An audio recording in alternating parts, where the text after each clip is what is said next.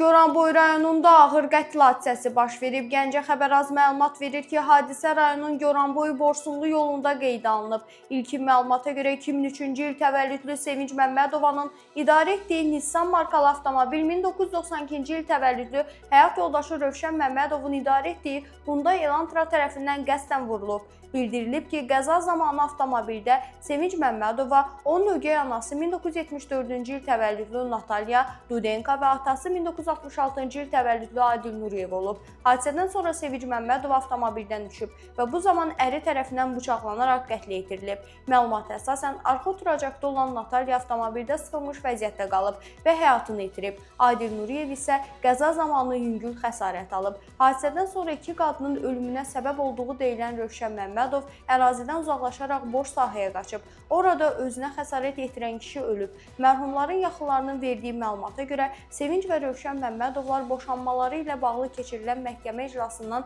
qaydırmıblarmış. Faktla bağlı Goranboy rayon prokurorluğunda araşdırma başlanılıb.